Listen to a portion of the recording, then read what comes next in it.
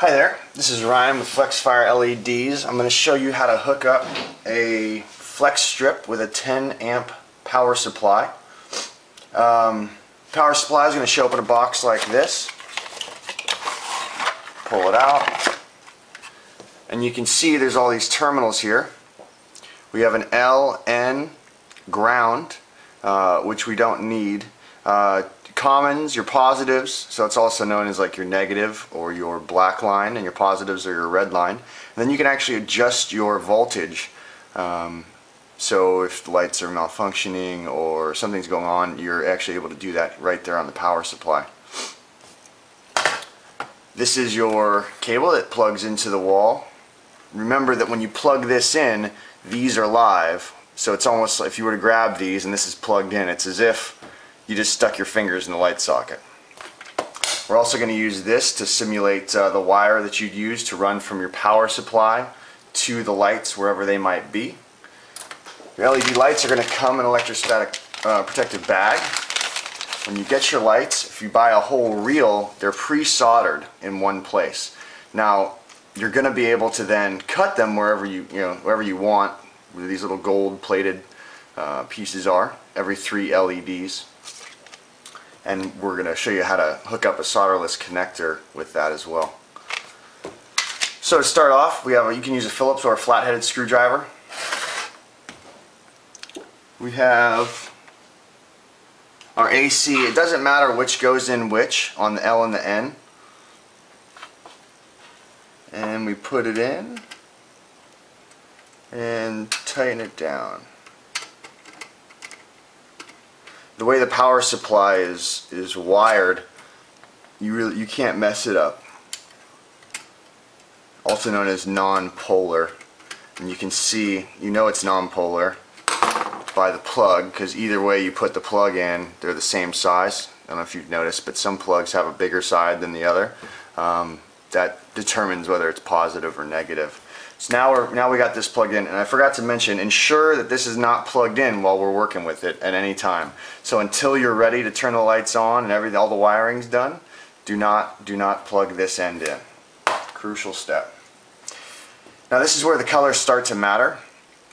You have your red, which is we're going to use as positive, just like we have a red over here on coming off our LED strip, or our solderless connectors also have a red and a black. So we plug our red in to the positive of, it says it's a plus sign and a V. And so that gets put right in there. And you've also noticed that there's multiple, there's 4 places here. They have 2 commons or 2 negatives and 2 positives. So you can run multiple lights, or 2 different series of lights off the same, and you could actually go more than that, but they have places for just 2. So we tighten that down, not too tight, you don't want to break it.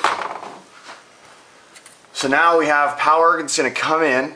It gets transformed from 120, depending on where you live, from 120, and in the United States we all run on 120. Overseas is generally it's called 220 or 240, and then it goes through all that and it comes out at 12 volts, and that's what I was talking about. You can adjust it. It comes pre-adjusted, so there's no need to worry about it. It's mainly for electricians. If you can run different types of lighting on there as well.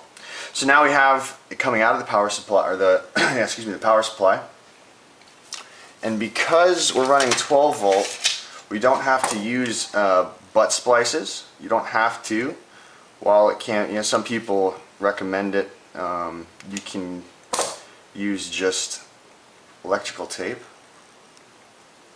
So what I'm doing is I'm stripping the wires here so I can connect the 2. So you get a good 1/4 or 1/2 inch. Now we take the red and the red, and those go together. Now that's positive and positive. I'll make sure I show this. I don't know how well you can see it. You can see it in some of the still photos we have on our site. There's a positive side. It's a little plus arrow, and the other side doesn't have anything, and that's your negative side. So we're going to take that. We're going to wire it up.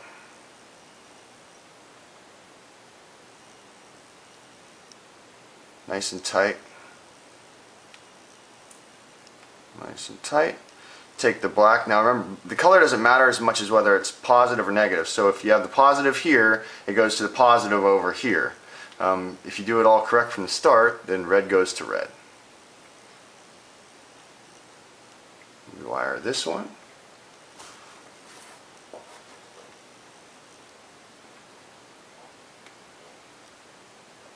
Make sure it's good and tight.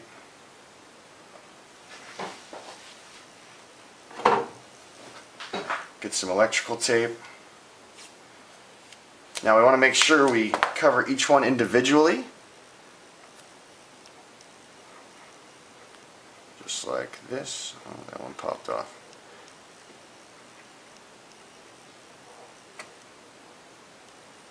And then we'll connect them together.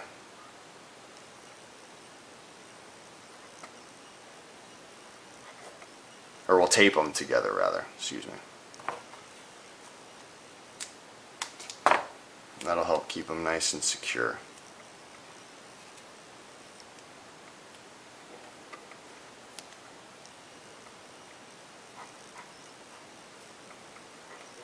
And generally before I tape them together, I like to test them to make sure that the connections are all good. And that's it. So now all we got to do is plug this bad boy in. And voila, we have light. Now, what I'll do is,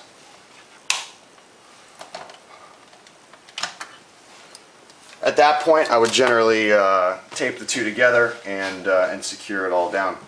Now, let's say we've cut the strip.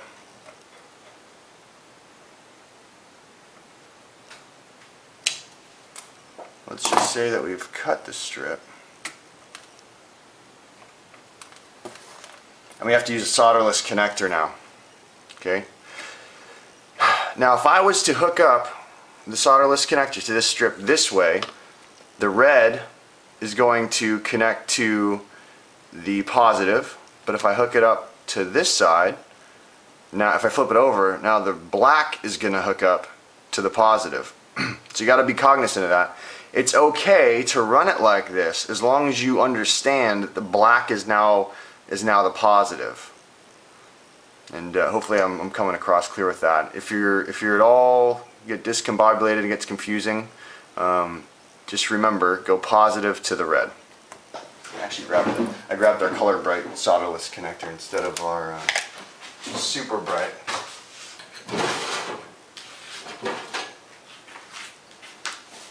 Okay.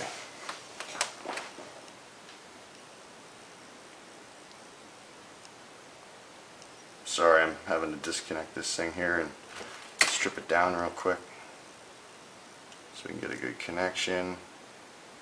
And these are handy. These are, I think, $8 at Home Depot, and they cut all your different wire sizes right to the right size, as opposed to using a pair of scissors or a razor or something where you end up cutting off a lot of the strand.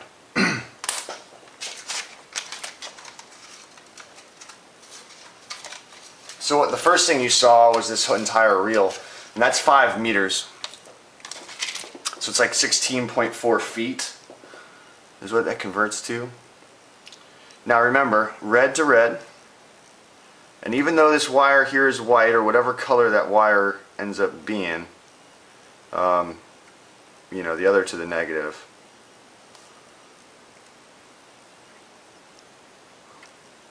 So we wire these together. We're going to put some tape around them again.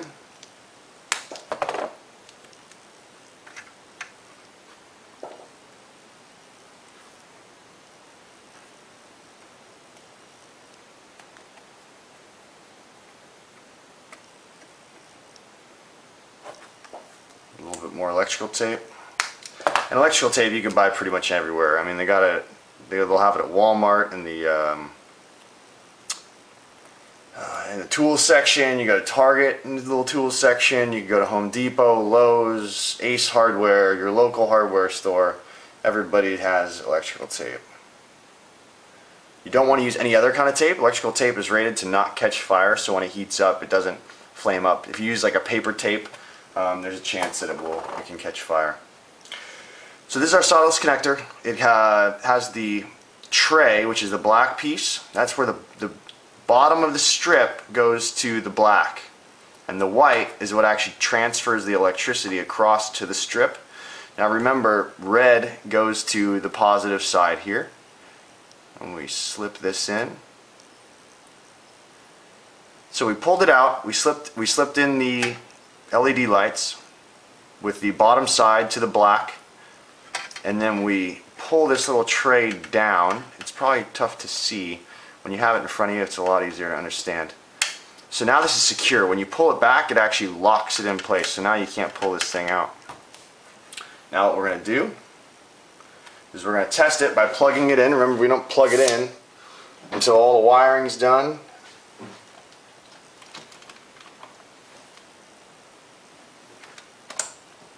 And voila, we have light. What's kind of nice about our power strips, or power supply, excuse me, is that a lot of power supplies have a requirement that you utilize 50% of the capacity of the power supply, meaning if the power supply is rated at 5 amps, you have to use at least 2.5 to get the lights to work. With ours, you do not have to worry about that. You could run 1 foot, or you could run 16 feet off of this one power supply and not really worry about it. One last thing to mention, there is a selector switch inside. So if you're running on 110, which is normal US, or you're running on 220, which is generally overseas, you flip the little switch inside this housing using like a little pencil or pen or something, or a screwdriver, and you want to select it to whichever voltage you're running on the inside, on the in current from your source. So like from your house, the line comes down. If it's 110, you flip the switch over to the 110 side. If you're overseas and you're 220, you flip it over to 220. And that's it. Hopefully that answers some of your questions, and there'll be more videos to follow. Thanks.